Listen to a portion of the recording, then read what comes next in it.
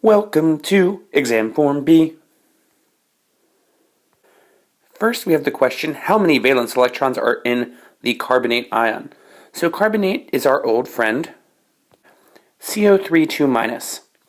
So the number of valence electrons from carbon is 4, it's in group 4. Each oxygen brings to the table 6, but there are 3 of them.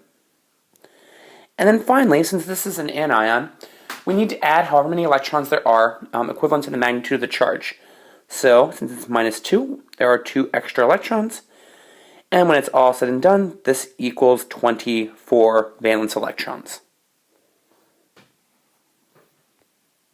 This question seeks to find which element has a positive formal charge. So let's go through and find the formal charge on each of these respective ions. Here we have a nitrogen with 3 hydrogens and 1 bond to carbon. So our formula is going to be, we have to take the group number, the number of valence electrons from neutral atom, which for nitrogen is 5. And from that we're going to subtract the number of non-bonding electrons, which is 0, plus the number of bonds, which is 4. So we end up having this equal to +1. And we have our answer, but let's just go through the other 2. So it says carbon. There's a lot of carbons on this particular molecule. This is threonine, an amino acid.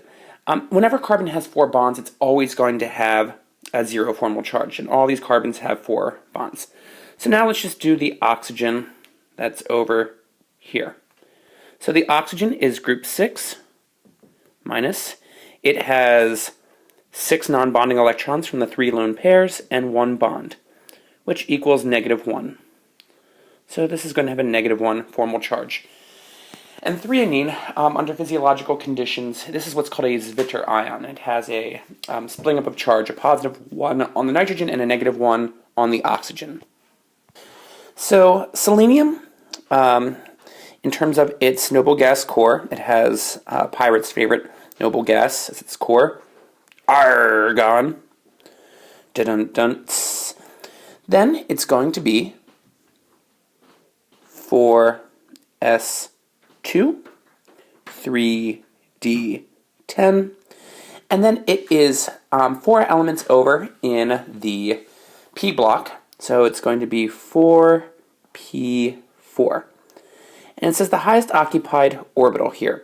So as we move our way across the periodic table, our orbitals get higher and higher in energy. So our highest energy occupied orbital, this is 4p4. And remember, p orbitals are dumbbell shaped. So it's going to be that one. A is an s orbital and C is a d orbital. This question wants us to find what is oxidized. So let's find some oxidation states. In compounds with oxygen, where oxygen is not bonded to either oxygen itself, or in peroxides like H2O2, oxygen is going to have a -2 oxidation state. Or technically if it was bonded with fluorine, but it doesn't tend to do that all too readily. Which means that since this is a neutral compound, our copper must have an oxidation state of +2. Hydrogen is a neutral diatomic, so it's just in its standard elemental form. It's going to have, each hydrogen is going to have an oxidation state of 0. So then if we look at our products, the copper is a neutral metal, so it's going to be 0. And then we have our old friend water. When assigning oxidation states in water, we always start by looking at the hydrogen. Each hydrogen is +1, but there's 2 of them, for a total of +2, which means that the oxygen must be in its -2 oxidation state still. Okay, so it says what is oxidized? Oxidized means it's going from a higher, or from a lower value to a higher value. And if we look at hydrogen, it goes from 0 to +1. So the H2 is what is being oxidized. The question asks us what's being reduced. It's the number that literally gets reduced. It goes from a higher value to a lower value. That would be copper. The copper oxide is the chemical species that actually gets reduced. Here we have a question about neutralizing carbonic acid. And this question is going to use the relationship that in solutions, the number of moles of a given solute is equal to the molarity times the volume in liters. So first things first, let's find how many moles of carbonic acid we have. We have 300 milliliters, which if we divide that by 1,000, we get 0.300 liters of our solution. And it is 0.1 molar, so we're going to multiply that by 0.10 molar H2CO3, which ends up giving us that there are 0.03 mole of carbonic acid, H2CO3. Now, the stoichiometry is going to come into play here, because for every one carbonic acid, we see that we actually need 2 sodium hydroxides. So, let's do a little stoichiometry action here. For every 1 mole of H2CO3, we need 2 mole of sodium hydroxide, which ends up giving us that we're going to need 0.06 mole of NaOH. So now we know the number of moles that we need. We also know that the molarity is 0.15 molar. So now the last thing we have to do is use this relationship, because if you know molarity and you know the number of moles, you can always find the volume. And actually, in hindsight, we're just looking for the number of moles, not the volume of the solution. So, actually, this was a quicker problem. So, we are, in addition to Penn State, good to go at this point. It is 0.060 mole.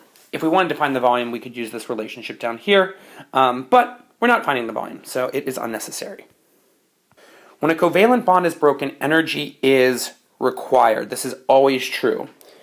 Bonds are stabilizing interactions. It always requires energy to break them. Likewise, energy is always released when you make bonds. This question wants to know about the solubility of O2 in the liquid blood.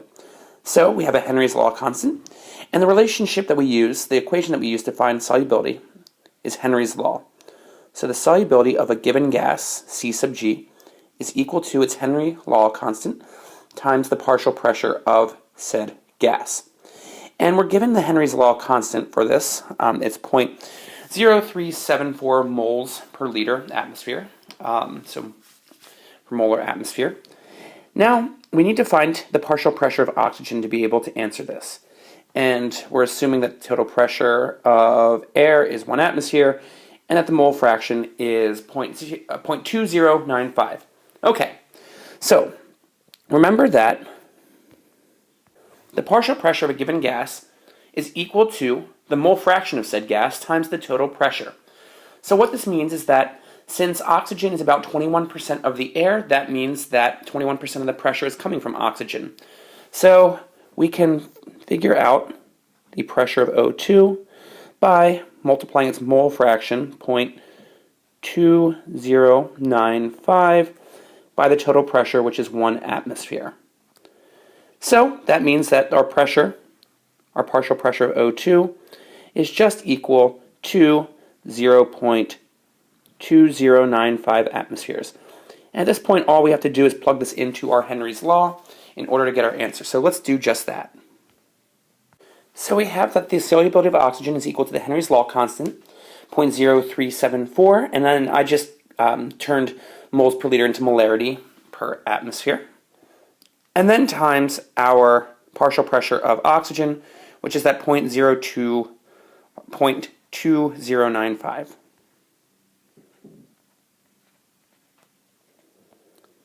And those are also ATMs. So atmospheres cancels out, and we get our answer of 0.00784, aka answer C. So we want to find which of these reactions corresponds to the enthalpy of formation of ammonia gas.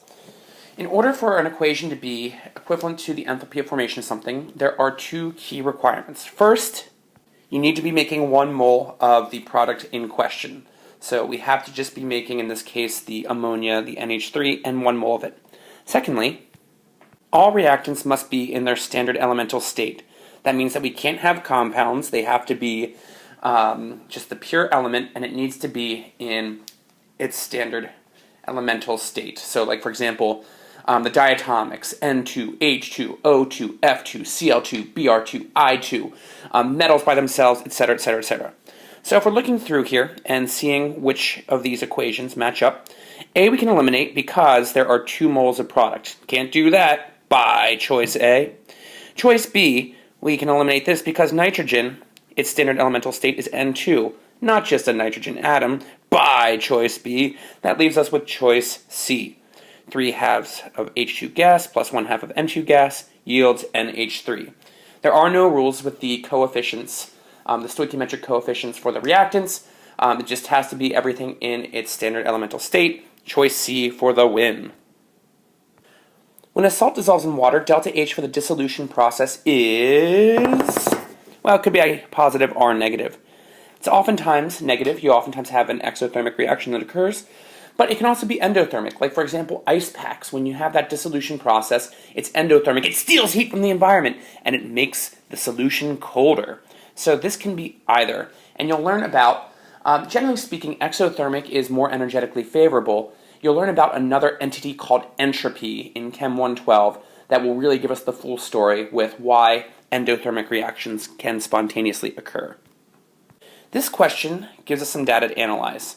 So we have the boiling point of this carbon tetrabromide is 189.5 degrees Celsius. That's massive. When we compare that then to the boiling point of this methyl fluoride, which is only negative 78 degrees Celsius. So what's the deal here? Because if we consider these molecules, so we have the CBr4 versus our CH3F. If we compare these, the CH3F actually is a polar molecule. So this has a nice partial negative on the fluorine and a partial positive on the carbon. Okay, so this has both London dispersion forces and dipole-dipole interactions. But we can see from the data that we're given, the empirical data, that this boiling point is way higher, which means the CBr4 must have more intermolecular forces. What can explain this? The answer lies in the London dispersion forces. CBr4 is a much more polarizable molecule. 332 grams per mole, that's like 10 times the molar mass of the CH3F, the fluoromethane, which is only 34 grams per mole. So London dispersion forces are notable. They're often overlooked, but that mentality is wrong. Heavier molecules, more polarizable, so this one has far more LDFs, even though it is nonpolar. So the answer is C. The London dispersion forces are what give it such a high boiling point. In this equation, or in this problem, we're given the reaction of magnesium burning in oxygen to produce magnesium oxide. This is a very bright burning, very exothermic reaction. We can tell it's exothermic based on the fact that it's negative 1,204 kilojoules, which means that the products must be lower in energy. So choice C, we have a negative delta H when it's all said and done. Here we're comparing 3 molecules. We're comparing 2-methylpropene and this molecule, acetone. It's what's in nail polish remover. And then finally our third molecule is this alcohol propanol. Okay, so we want to see which of these, we want to compare the relative intermolecular forces of these 3 molecules. Now they're all pretty similar in terms of mass, so they all have relatively similar LDFs. The propanol is a little bit more spaced out, but in terms of their relative intermolecular forces, this first one only has LDFs. The second one, well, we have an oxygen and a carbon, which creates a polarized bond. So this has LDFs and dipole-dipole interactions, as I like to call them, dipole squared.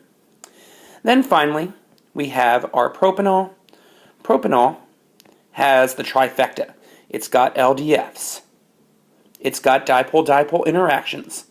And look at this. It has hydrogen bound to an oxygen, nitrogen, or fluorine, in this case oxygen, which means it has hydrogen bonding as well. So whenever you're comparing three molecules that are similar in shape and size, then we're going to look beyond the LDFs and we're going to compare the other types of intermolecular forces. And so the more types of intermolecular forces something has, the greater its intermolecular forces are going to be. And how does that correspond to vapor pressure? So molecules that have more intermolecular forces are held together more tightly in a liquid. It's harder for them to escape, which means fewer of them are going to be escaping into the gaseous phase. It takes more heat, more temperature to get them to evaporate. So the one that has the greatest amount of intermolecular forces is also going to have the lowest vapor pressure. It's going to require the most temperature to boil. And there's two ways that we can kind of look at this graph over here to interpret this. First is if we compare the vapor pressure of molecule 3, it's always lower than molecules 1 and 2, except at really low temperatures where they seem to have a pretty similar, it's just the resolution of this graph. We would see that it's still lower at lower temperatures. So this must correspond to the one with the greatest number of intermolecular forces. The other way that we could interpret this graph is if we drew an arbitrary line to represent 1 atmosphere of pressure, and we considered the relative boiling points. Molecule 3 has a boiling point, so remember boiling point is when vapor pressure matches the ambient pressure. And we can see here that it would have the greatest boiling point. In fact, that would be true not just for normal boiling point, but for really any boiling point. So this doesn't have to represent 1 atmosphere, it can be any arbitrary pressure. So let's go through and fill out the rest of these. Molecule number 2 is going to be the one with the sort of intermediate intermolecular forces. And then finally the one with the fewest intermolecular forces, our 2-methylpropene, is going to be molecule 1. So the answer is going to be A. So here we have a graph that shows a number of different solubilities per 100 grams of water at different temperatures. So we have this nice solubility curve. Whenever you look at a problem, always make sure that you look at the amount of water you have. Here's 100 grams, so all these values work. But if it said like 200 grams of water, for example, then the solubility would be doubled for each of these because you have twice as much water, so you could dissolve twice as much stuff. If it was half that, then you would have to cut the amount that could dissolve in half, etc. And specifically, we're looking at 30 grams of this substance being added in. So at 20 degrees Celsius, which is right here, if we add in 30 grams, all 30 of them, or sorry, not all 30 of them, it looks to be about 22 grams or so will dissolve. The problem says, so that's going to leave about 8 undissolved grams. The problem then says, but wait, we're actually increasing the temperature by 10 degrees Celsius, which means we're actually concerned with this point right here. So if we look at the solubility here, we can see that right here is the solubility of our ammonium bicarbonate. It looks like we can dissolve maybe about 28, 29 or so grams of this at 30 degrees Celsius. Well, that's still not going to, we're still going to have some of our solute left over that's going to be undissolved. So regardless of if it's at 20 degrees Celsius or 30 degrees Celsius, we've added in more than the solution can take, which means we have a saturated solution. This is going to be saturated. Finally, if we compare the relative solubility of 20 degrees Celsius versus 30 degrees Celsius, we can see that we can dissolve more at 30 degrees Celsius, which means more of that previously undissolved ammonium bicarbonate will dissolve. So regardless, it's going to be a saturated solution, but a saturated solution is more concentrated at 30 degrees Celsius. So the concentration of the ammonium bicarbonate will increase at that higher temperature. This question, we have 1 molar solutions of each of the following compounds, and we want to know which one's going to be the best conductor of electricity. So for conductors of electricity, we're really looking for strong electrolytes. Hydrofluoric acid is a weak electrolyte. So it'll dissolve a little bit, about 1 out of every maybe 100 to 1,000 HFs will dissociate into H plus and F minus, but it's pretty insignificant. We're not going to get a ton of ions from there. Methanol, an alcohol, is a non-electrolyte, so it's not going to be dissolving at all, not going to be able to conduct electricity. Ammonium iodide, this is an example of an ammonium salt. Anytime you have NH4, you have an ammonium, which makes completely soluble salts, strong electrolytes. So this will dissociate completely into NH4 plus and iodide. So that means it's actually going to be 2 molar worth of ions because it's all going to dissolve. So our strong electrolyte is going to be the winner here. It's going to conduct electricity the best. This question involves electrostatic potential energy, Isabel. And electrostatic potential energy is equal to proportionation constant, K, to the charge on point charge 1 times the charge on point charge 2, all divided by the distance between the two. So the implications of this, we can take a mathematical approach to this problem, or we can take a kind of graphical approach to this problem. The implications of this equation are that like charges repel each other because they have higher energy, they're less stable, whereas unlike charges have negative energy, they attract each other. So if we compare these 3 different scenarios, so like charges, as they get closer, as the distance decreases, the magnitude of the electrostatic potential energy increases. So we get sort of this graph that looks like this. They're far out, the electrostatic potential energy is close to 0. As they get closer and closer and closer, the electrostatic potential energy increases drastically. On the other hand, with unlike charges, opposite charges if you will, again, if they're far apart, they're not interacting much, so the magnitude is close to 0, but as they get closer and closer and closer, they're going to get significantly more negative in terms of their electrostatic potential energy. So the scenario where this happens here, we're looking for in which case these decrease, is going to be choice C. We have these opposite charges. As they get closer, the potential energy gets more negative, there's more of an attraction, it creates a more stabilizing system. Question tasks us with finding what's produced when potassium sulfate and silver nitrate react with each other. And so I'm going to write out the full equation here. We can use our solubility rules to figure out which of the products is going to be insoluble.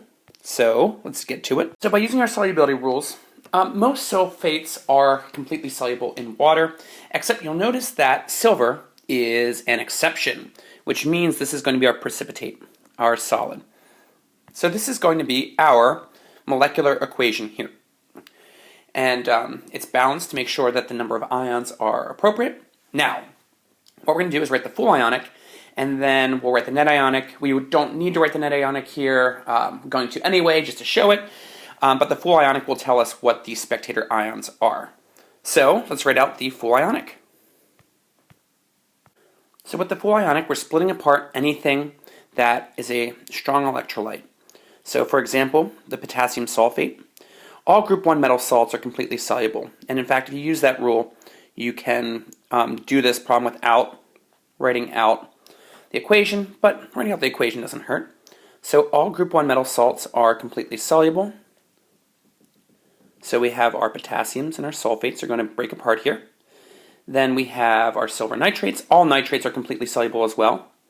So we've got 2 Ag pluses. These are aqueous. And 2 nitrates in our 2 silver nitrates. And then they're going to form, again, all group 1 metal salts are completely soluble. All nitrates are completely soluble. So this is basically a perfect storm of solubility here. We have 2 K pluses and 2 NO3s. And then finally, we have our insoluble salt. So this last thing here, our silver sulfate, is going to stick together. So we're not going to be breaking that apart. So the spectator ions are just going to be anything that don't change from the left-hand side to the right-hand side. So let's identify those before writing out our net ionic equation. They are potassium and nitrate. And just for the record, potassium and nitrate will always, group 1 metals, salts, or group 1 metals and nitrates will always be spectators in any of these precipitation reactions. So there we have our answer. Let's go ahead and circle it. And by circle it, I mean rectangle it. Now I'm going to go back and write out the net ionic equation. Write the net ionic equation, we cancel out any spectator ions, so goodbye potassium, goodbye nitrate. They're literally spectators. They're just watching the reaction. They're, oh, yeah, it's a very nice reaction that's going on, giving it a fancy golf clap. And what we're left with is our net ionic equation. So our net ionic equation is going to be sulfate plus 2 silvers yields silver sulfate, our precipitate. So here we have a problem where our conditions for our gas are changing. And when we have something like this, we can use this following relationship. P1 V1 over T1 equals P2 V2 over T2. This is a very useful relationship, and technically speaking, if the number of moles changes, we can add number of moles in as well. But here's a more simplified version of this. So what I really like about this equation is it's useful for a number, it combines a number of different laws, gas laws together. Charles' law and Boyle's law. Charles Boyle's law. So what we can do here is if anything's held constant, we can just cancel it from this equation. And so we're assuming that atmospheric pressure inside and outside is the same, probably about 1 atmosphere or so. So I'm just going to cancel that out, and we get this relationship. V1 over T1 equals V2 over T2. So let's then find this out. And just remember, whenever you plug in temperature into the gas laws, it needs to be in Kelvin. So here are our numbers translated into Kelvin. Let's plug them in and see what we end up getting for our answer. So our balloon starts at 5 liters. We're going to divide that by our initial temperature, which is the 293 Kelvin. Nice warm inside temperature. We're going to set that equal to, so we're solving for the final volume, V2. And we're going to put that over the outdoor temperature. So I assume this question was written for a December final, trying to invoke the colder temperatures outside. Although that being said, last week it dropped to -1 degree Celsius outside, so maybe this was also some sort of April event, not just a New Year's Eve party. Okay, so now we'll multiply both sides by 293, and we'll get V2, which is, and my apologies, I copied the wrong part into there. It's 276 Kelvin, not the 293 Kelvin. So T2 is 276 Kelvin. Anyway, that's what we're going to multiply through. We're going to multiply both sides by 276, and we'll get V2, which is 4.7 liters. Choice C.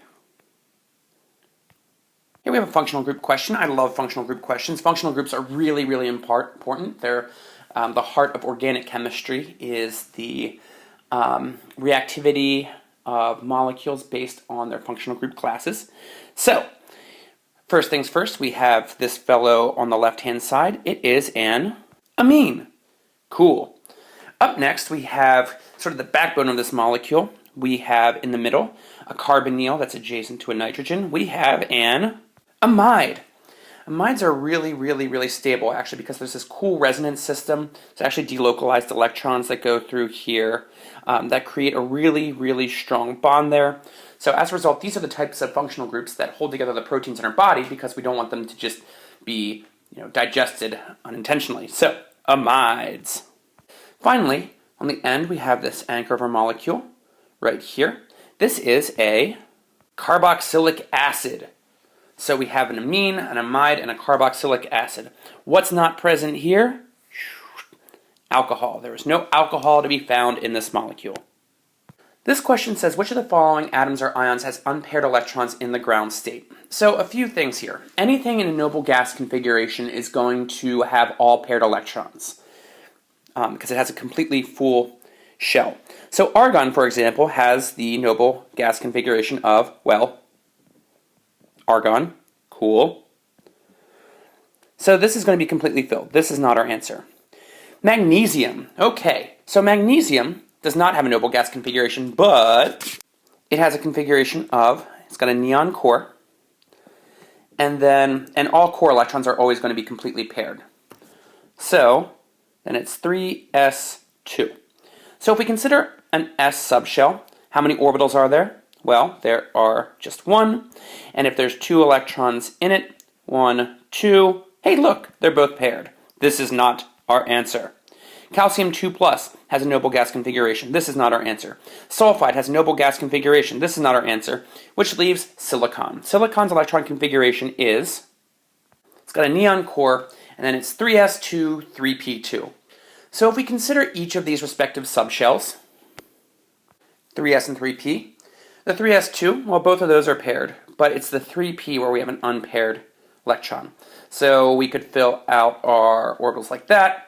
We could fill out our orbitals like this. As long as we're consistent, doesn't matter. We could fill them out like this. Doesn't matter. Regardless, we're going to have unpaired electrons in neutral silicon. This question wants us to order these molecules in order of increasing solubility in water in 25 degrees Celsius. Okay, so this involves the really, really important like dissolves like rule. What that means is that smaller polar molecules tend to dissolve better in water. And there are very large molecules that dissolve in water too, that just have a metric crap ton of very polar side chains and functional groups. Like, for example, B vitamins. They can be very large in structure, but they have just tons of like oxygens and nitrogens and whatnot to create partial charges that interact readily with water. But anyway, a good rule of thumb when comparing molecules is the more polar sites there are compared to the more polar character it is compared to hydrocarbon character. Generally speaking, the more soluble it is. So the most soluble one is going to be our carboxylic acid here. We have 3 carbons here, so this is propanoic acid. And this OH can form hydrogen bonding interactions that are really, really favorable with water. They really help stabilize the solution when it's dissolved. So this is going to be the most soluble right here. After that, so we have this molecule over here that, well, it's got 1, 2, 3, 4, 5 carbons. So this is a molecule called pentanol. And this can hydrogen bond, which is good, but it doesn't have as many polar sites. So our first molecule over here has like all of these different polar sites here, partial negatives on the oxygens, partial positives on the hydrogens and carbon. This has a lot more hydrocarbon character in it, but it still has an OH that can interact with water. So we're going to rank this one second. This is going to be in the middle. And then finally, we have cyclohexane over here. Cyclohexane, all carbons, all hydrogens. Generally speaking, if you just have carbon and hydrogen, it's going to be not very soluble at all in H2O. Although this is a useful organic solvent to dissolve hydrocarbons and whatnot, but not so much for water. So it's going to be the least. So it's going to be 3, then 1, then 2 to rank our solubility. This question asks which of the following sets of quantum numbers is not allowed. So the rules that we have, so n can be any positive integer. So it can be 1, 2, 3, 4, 5, 6, 7, 8, 9, 10, etc., etc., etc.